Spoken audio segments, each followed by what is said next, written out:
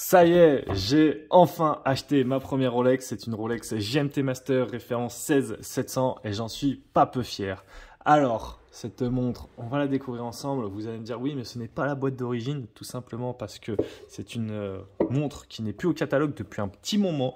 Pour faire un rapide historique, alors très rapide, hein, j'ai fait une histoire, l'histoire complète d'ailleurs avec toutes les références de la GMT Master sur la chaîne principale Le Calibre. Je vous mettrai le lien en description. N'hésitez pas à aller la voir, c'est une chaîne qui est beaucoup plus sérieuse entre guillemets que celle-ci, vous allez comprendre pourquoi. Mais bref, la GMT Master, donc la première référence c'était la 6543, elle est apparue en 54. Ensuite il y a eu la 1675 qui est d'ailleurs considérée comme pour beaucoup comme étant la vraie première Rolex GMT Master. Elle a été produite un petit peu plus longtemps, entre 59 et 80. Ensuite, on a eu la 16750 qui avait, elle, le système de Quickset. Puis la 16760 qui avait des formes de boîtier un petit peu plus généreuses, d'où son surnom de Fat Lady ou de Sophia Loren.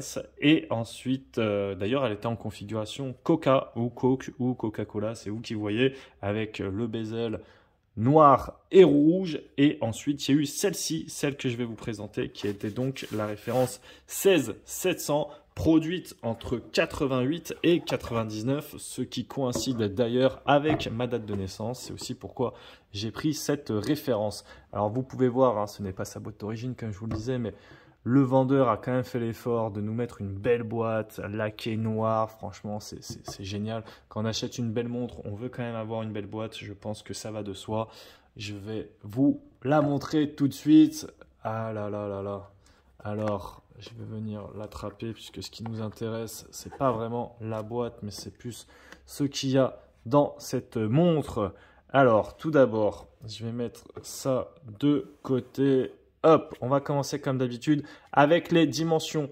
40 mm de diamètre, vous pouvez voir ici sur cette belle GMT Master. En termes d'épaisseur, nous avons, hop là, je vais venir l'ouvrir, nous avons 12 mm d'épaisseur, vous voyez, avec 47,5 de lug to lug. Alors le lug to lug, c'est vraiment ce qu'on voit de là à là, ce qu'on appelle le corne à corne, la hauteur de la montre, et nous avons 20 mm de corne à corne, donc d'entrecorne, pardon, pour pouvoir venir mettre le bracelet.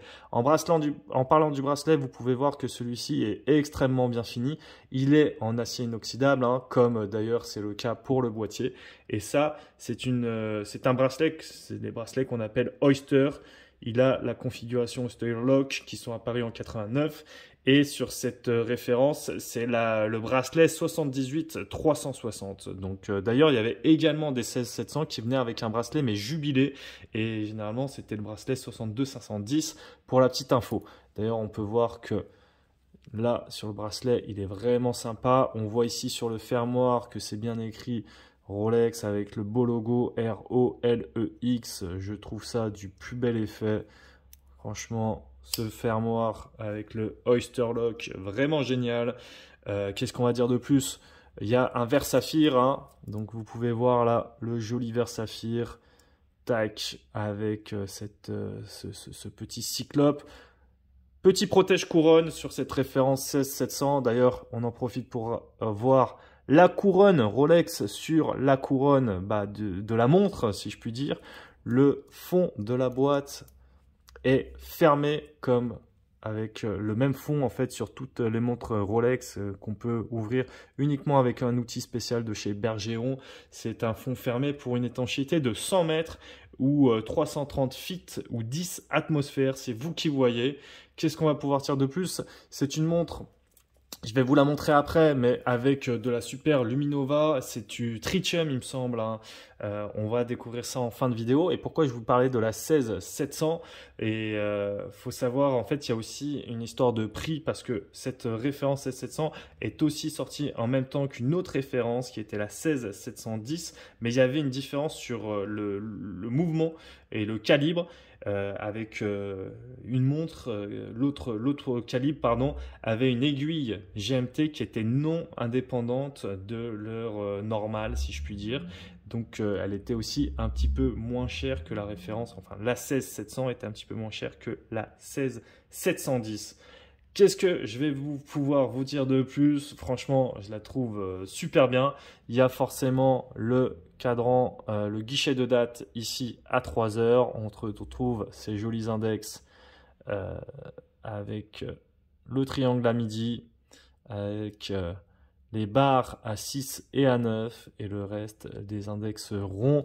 On retrouve les numéros sur le cadran, sur la lunette et l'insert de la montre avec les heures diurnes et les heures nocturnes. Les heures diurnes vont de 6h à 18h pour les heures de jour et de 18h à 6h, nous avons les heures nocturnes en bleu pour les heures de nuit.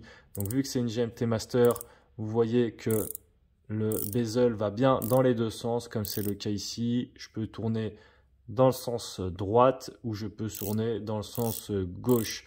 Donc vous voyez, hop, je retourne à droite, je retourne à gauche. Allez, je vais me mettre à... Je vais remettre le... Hop là, à midi, comme ça, s'il y a des maniaques. Ce sera toujours mieux, d'ailleurs, j'ai peut-être fait un cran de plus, mais bon, c'est pas très grave pour la vidéo. Qu'est-ce que je vais pouvoir vous dire sur cette montre? Franchement, je l'adore. On voit ce beau bracelet Oyster qui est du plus bel effet.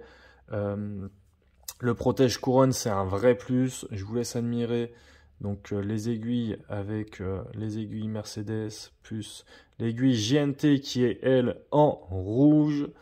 Et puis je pense que je vais vous montrer quand même une vue de lume, hein, parce que c'est assez intéressant. Alors pour les petits curieux qui vont me demander, je pense que je vais pouvoir vous répondre, mais au niveau du prix, je pense que ça va en intéresser certains. C'est quand même pas donné.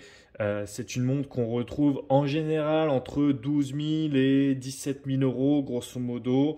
Moi, cette référence, elle est vraiment en excellent état, hein. Vous pouvez le voir, elle est vraiment quasi neuve. Elle a aucun POC, rien.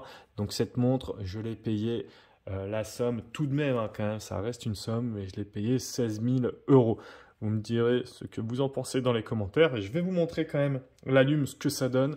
Et on aura fini avec cette vidéo. Après, je vous montrerai aussi une petite surprise pour la fin. Hop là. Voici cette belle lume en tritium. Franchement, elle ressort très bien. Très jolie lume, moi je la trouve très sympa. Et d'ailleurs on va pouvoir peut-être remettre cette belle montre dans la boîte parce que faudrait quand même pas qu'on l'abîme, ce serait ballot. Je vais venir la ranger, hop là, tac. Et voici pour cette vidéo, je vous dis à la prochaine, abonnez-vous, ciao les calibrés.